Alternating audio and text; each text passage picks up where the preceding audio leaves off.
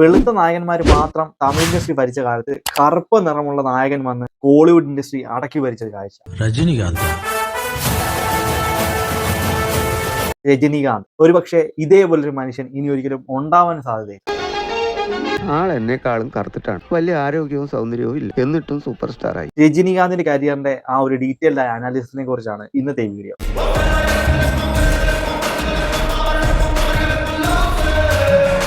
വീഡിയോയിലേക്ക് കടക്കുന്നതിന് മുമ്പായി കൂലി സിനിമയെ കുറിച്ചുള്ള നിങ്ങളുടെ അഭിപ്രായം കൂടി ഒന്ന് പറയാൻ മറക്കല്ലേ. ഇതുകൂടാതെ രജനീകാന്തിന്റെ ഏറ്റവും ഇഷ്ടപ്പെട്ട സിനിമ ഏതാണെന്ന് കൂടി ഒന്ന് പറഞ്ഞേക്കാം.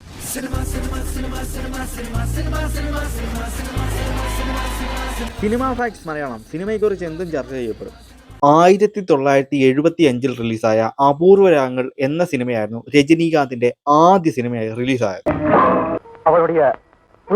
അതിനുശേഷം പിന്നീട് ഇതേ സംവിധായകന്റെ തന്നെ മൂன்று മുടിച്ച് എന്നൊരു സിനിമ. ആ സിനിമയിലൂടെയാണ് ശരിക്കും പറഞ്ഞാൽ രജനീകാന്തിൽ ഇത്ര വലിയൊരു പെർഫോമർ ഉണ്ടെന്ന് മനസ്സിലാവുന്നത്. കമലഹാസൻ നായകനായി വന്ന സിനിമയിൽ കമലഹാസന് മേലെ അല്ലെങ്കിൽ അഭിനയിച്ച എല്ലാവർക്കും മേലെ സ്കോർ ചെയ്യുക, അതും പുള്ളിയുടെ സ്വതസിദ്ധമായ സിഗരറ്റ് സ്റ്റൈലൊക്കെ വെച്ച്.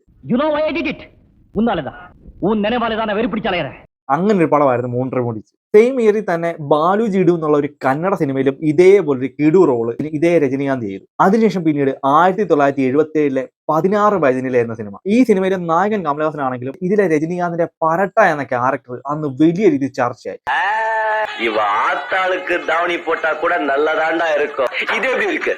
ഇതുകൂടാതെ സിനിമയിലെ ഇതെപ്പിടി ഇരിക്ക് എന്ന ഡയലോഗ്, ആ ഡയലോഗൊക്കെ ഇന്നും ട്രെൻഡാണ്.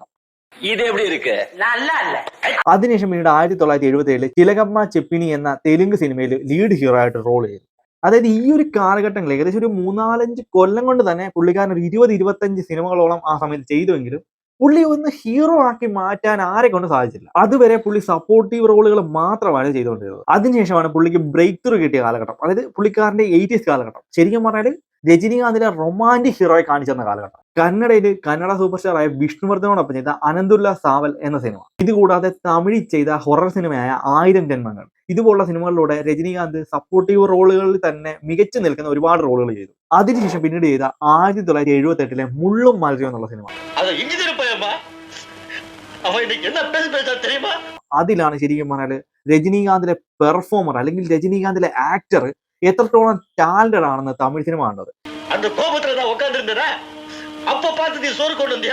ഈ ഒരു സിനിമയൊക്കെ ചെയ്യുന്ന സമയത്ത് തന്നെ രജനീകാന്ത് എസ്റ്റാബ്ലിഷ്ഡ് ഒരു ആക്ടർ ആണെങ്കിലും ആ സമയത്ത് പുള്ളി ചെയ്ത സപ്പോർട്ടീവ് റോളുകളാണ്. പക്ഷെ മുള്ളും മലരും എന്ന സിനിമയിലെ ക്യാരക്ടർ രജനീകാന്തിന്റെ കരിയറിൽ തന്നെ ഏറ്റവും മികച്ച വേഷങ്ങളൊന്നായി മാറി.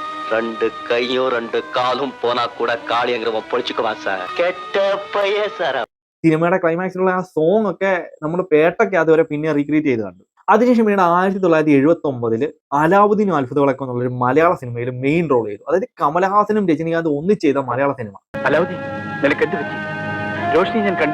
ശരിക്കും പറഞ്ഞാൽ ഇന്നത് ചരിത്രമാണ്. അതായത് ആ ഒരു 4-5 കൊല്ലം കൊണ്ട് ഏകദേശം പുള്ളിക്കാരൻ 50-നോടടുത്ത് പണം ചെയ്തു. ഇതിൽ മുള്ളും മലരും അല്ലെങ്കിൽ മൂன்று മുടിച്ച് ഇതുപോലുള്ള കുറച്ച് സിനിമകൾ ഒഴിച്ചു നിർത്തിയാൽ എല്ലാ സിനിമകളിലും പുള്ളിക്കാരൻ ചെയ്ത വെറും സപ്പോർട്ടിംഗ് റോളുകളായിരുന്നു. പക്ഷെ ഈ സപ്പോർട്ടിംഗ് റോളുകളിൽ പോലും പുള്ളിക്ക് എടുത്തു പറഞ്ഞിട്ട് എന്തെങ്കിലും ഒന്ന് പുള്ളി അവശേഷിപ്പിക്കും. ആ സമയത്ത് എല്ലാം രജനീകാന്ത് ഒരു കട്ട അമിതാഭ് ബച്ചൻ ഫാനായിരുന്നു. അതുകൊണ്ട് തന്നെ അമിതാഭ് ബച്ചന്റെ നിരവധി സിനിമകൾ പുള്ളി റീമേക്ക് ചെയ്ത് അതിലെല്ലാം അഭിനയിച്ചു. അമർ അക്ബർ ധോണിയുടെ റീമേക്ക് ചെയ്ത ശങ്കർ സലീം സൈമൺ, പിന്നെ അത് തന്നെ തെലുങ്കിൽ ചെയ്ത റാം റോബർട്ട് റഹീം, ഇതുകൂടാതെ മജ്ബൂൽ റീമേക്ക് ചെയ്ത നാൻ വാഴവപ്പൻ, ഡോൺ റീമേക്ക് ചെയ്ത ബില്ല, ദീവാർ റീമേക്ക് ചെയ്ത് തീ, തൃശൂർ റീമേക്ക് ചെയ്ത മിസ്റ്റർ ഭരത്, അങ്ങനെ അമിതാഭ് ബച്ചന്റെ പല സിനിമകളും രജനീകാന്ത് റീമേക്ക് ചെയ്തു. ഇതിൽ ഈ ബില്ല എന്ന സിനിമ, അതായത് അമിതാഭ് ബച്ചന്റെ ഡോൺ സിനിമ റീമേക്ക് ചെയ്ത് ബില്ല ആക്കിയതോടുകൂടി രജനീകാന്ത് വില്ലൻ റോളുകളിൽ നിന്ന് ആകെ മാറി. പിന്നീട് ഒരു സോളോ ഹീറോ ആയി തന്നെ രജനീകാന്ത് കണ്ടിന്യൂ ചെയ്യാൻ തുടങ്ങി.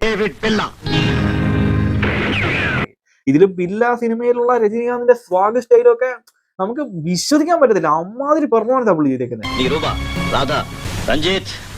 സെയിം സിനിമ നമ്മുടെ ലാലേട്ടൻ ഇവിടെ ചെയ്ത് അത് എന്താക്കി എന്നുള്ളത് ഇന്നത്തെ മറ്റൊരു ചരിത്രം. അതായത് ലാലേട്ടനെ പോലെ എത്രയോ മുകളിലാണ്, രജനീകാന്തിനേക്കാൾ എത്രയോ മുകളിൽ ഹൈലി ടാലന്റ് ആയ ലാലേട്ടനെ കൊണ്ട് പോലും ആ ഒരു സിനിമ പുൾ ഓഫ് ചെയ്യാൻ പറ്റില്ല. കാരണം അത്രത്തോളം ഒരു സ്റ്റൈലിഷ് ക്യാരക്ടർ രജനീകാന്ത് അതിന്റെ തുടക്ക ടൈമിൽ എന്ത് അടിപൊളിയായിട്ട് എന്ത് എഫർട്ട്ലെസ് ആയിട്ടാണ് പുള്ളി ചെയ്തത്.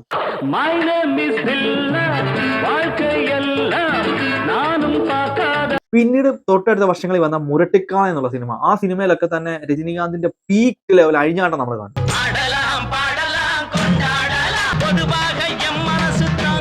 പിന്നീട് 1989 മലയാളത്തിൽ വന്നു ചെയ്ത ഗർജനം. പക്ഷെ ആ സിനിമയൊക്കെ മലയാളത്തിൽ ഫ്ലോപ്പ് ആയിപ്പോയി. എന്നാൽ പോലും മലയാളത്തിൽ അവസാനമായി രജനീകാന്ത് പ്രത്യക്ഷപ്പെട്ടത് ആ ഒരു സിനിമയിലായിരുന്നു. പിന്നീട് അദ്ദേഹം ഡബിൾ റോളിൽ വന്ന നേട്രിക്കൻ. ശരിക്കും പറഞ്ഞാൽ നേട്രിക്കൻ സിനിമയിൽ അച്ഛൻ റോളിലാണ് പുള്ളി കൂടുതൽ റോൾ ചെയ്തത്. പക്ഷെ ആ അച്ഛൻ റോളിൽ ചെയ്ത ക്യാരക്ടർ ഒരു മോശം റോളാണ്.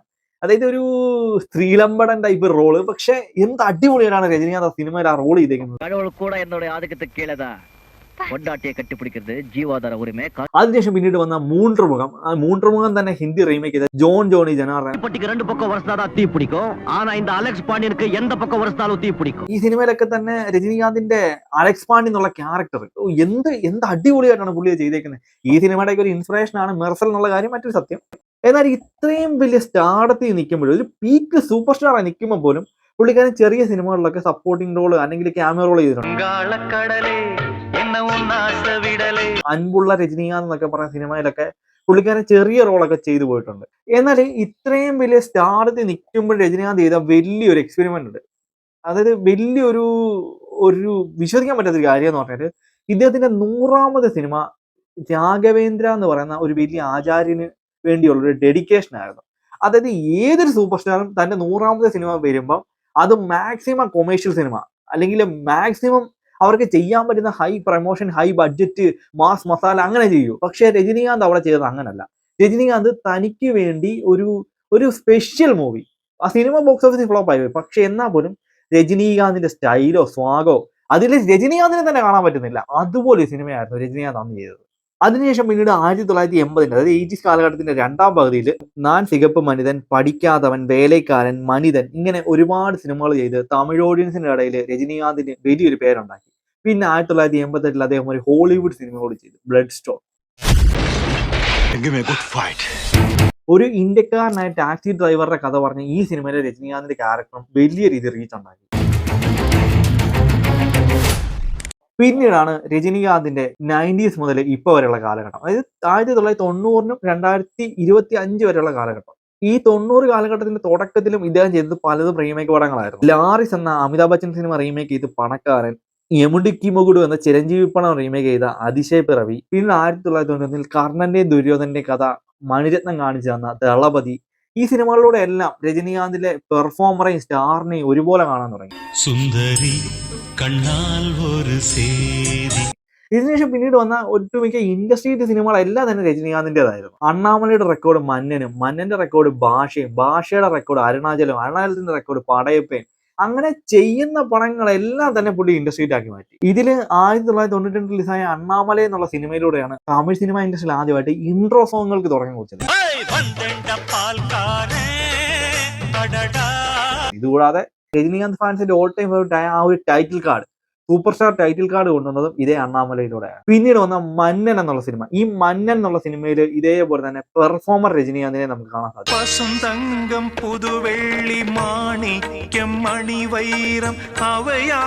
അതായത് രജനീകാന്തിന്റെ നടൻ എത്രത്തോളം മികച്ചതായിരുന്നെന്ന് ഇന്നത്തെ കുട്ടികൾക്ക് അറിയത്തില്ലെങ്കിൽ, അല്ലെങ്കിൽ ഇന്നത്തെ ജനറേഷൻ അറിയത്തില്ലെങ്കിൽ ഈ മന്നൻ സിനിമയെ കണ്ടു നോക്കിയാണ്.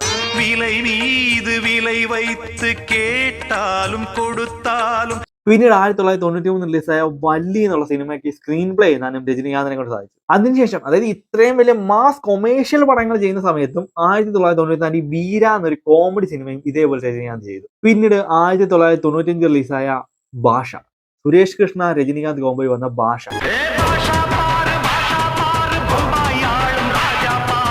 ഭാഷ എന്നുള്ള സിനിമ രജനീകാന്ത് തന്നെ ഓൾറെഡി ചെയ്ത ഹം എന്ന അമിതാഭ് ബച്ചൻ സിനിമയുടെ ഒരു ഇൻസ്പിറേഷൻ ആയിരുന്നു. എന്നാൽ പോലും വളരെ വളരെ അടിപൊളി ഒരു സംഭവം. അതായത് തമിഴ് കൊമേഴ്ഷ്യൽ സിനിമകളുടെ പീക്ക് ഇന്റർവെൽ സീൻ കാണണമെങ്കിൽ അത് ഭാഷയാണ് ഇന്നും.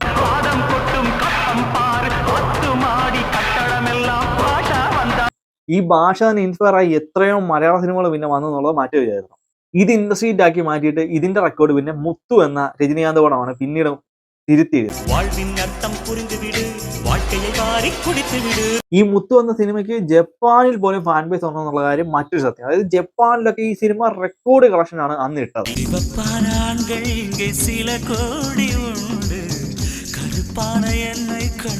മുത്തു എന്നുള്ള സിനിമ നമ്മുടെ തേന്മാൻ കുമ്പത്തിന്റെ റീമേക്ക് ആണെങ്കിൽ പോലും ജസ്റ്റ് ഒരു ഇൻസ്പിറേഷൻ മാത്രമായിരുന്നു അത്. അതായത് ഡയറക്റ്റ് റീമേക്ക് അല്ല, കണ്ടന്റ് മാത്രം എടുത്ത് അതൊരു പക്ക രജനിപ്പടമാക്കിയാണ് മാറ്റിയത്. പിന്നീട് 1990 തന്നെ അദ്ദേഹം ഒരു ബംഗാളി സിനിമയിലും അഭിനയിച്ചിട്ടുണ്ട്. ബഗുണ ദീപ്ത എന്ന് പറയുന്ന ഒരു ബംഗാളി സിനിമയിലും ഇതേപോലെ രജനീകാന്ത് ഒരു വലിയ വേഷം ചെയ്തിട്ടുണ്ട്. 1997 റിലീസായ സുന്ദർ സി സംവിധാനം ചെയ്ത അരുണാചലം, ഇതുകൂടാതെ 99 റിലീസായ പടയപ്പ. പടയപ്പയുടെ കാര്യമൊക്കെ പിന്നെ പറയണ്ട. തമിഴ് ഇൻഡസ്ട്രിയിലെ തന്നെ ഒരു കൊമേഴ്ഷ്യൽ സിനിമയുടെ എൻസൈക്ലോപീഡിയയാണ് പടയപ്പ. അതായത് സീൻ ബൈ സീൻ, ഒരു സീനിൽ പോലും ഇല്ലാതെ പുള്ളിക്ക് മാസ് എലിവേഷൻ കൊടുത്തു എന്നൊക്കെ പറഞ്ഞാൽ ഇതിന്റെ കൂടെ AR റഹ്മാന്റെ പീക്ക് BGM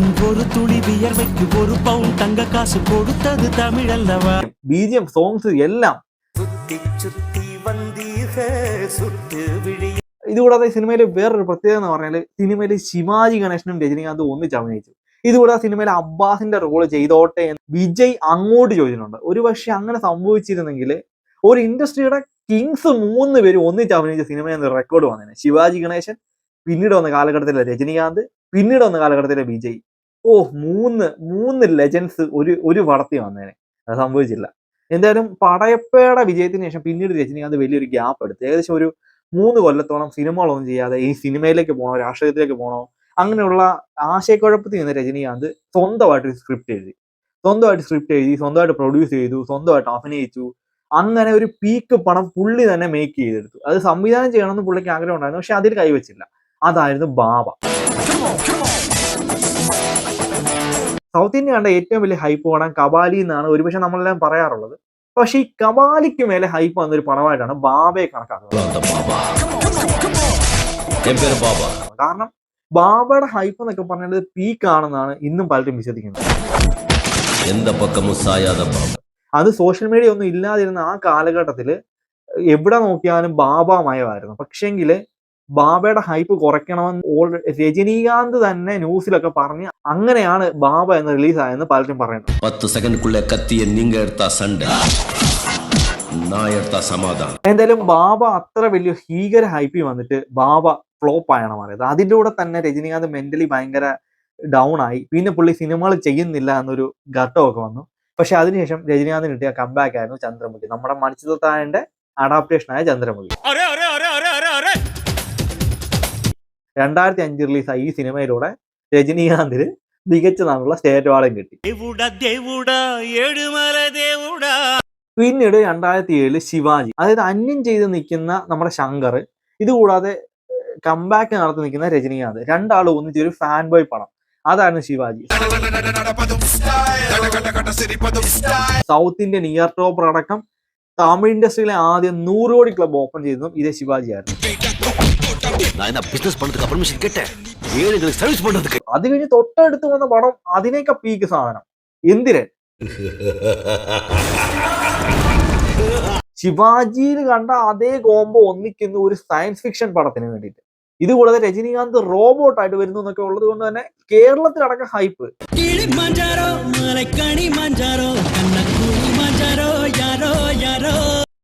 ഹൈപ്പ് പീക്കില് മല കയറി എന്ന് തന്നെ പറയാം. അങ്ങനെ വന്ന സിനിമയായിരുന്നു എന്തിരൻ.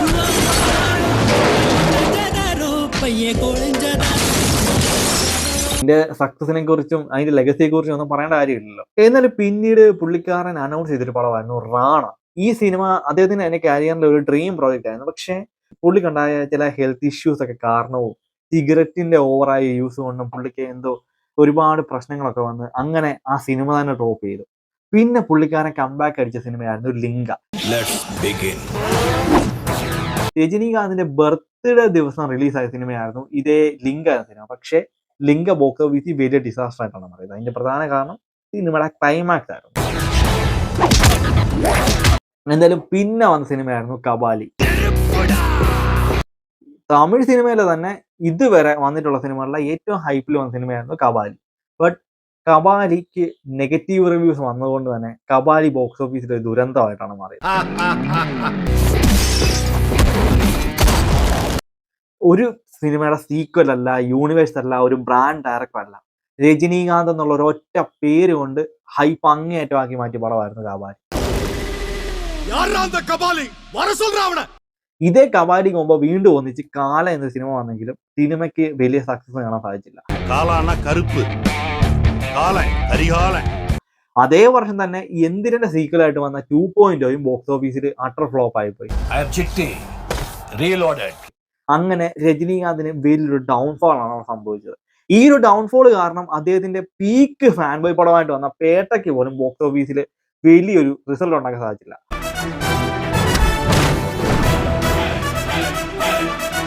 പിന്നീട് വന്ന ദർബാർ വണ്ണാത്തയും എല്ലാം തന്നെ ബോക്സ് ഓഫീസിൽ ഡിസാസ്റ്റർ ആയിട്ട് മാറുന്ന കാഴ്ചയും കണ്ടു.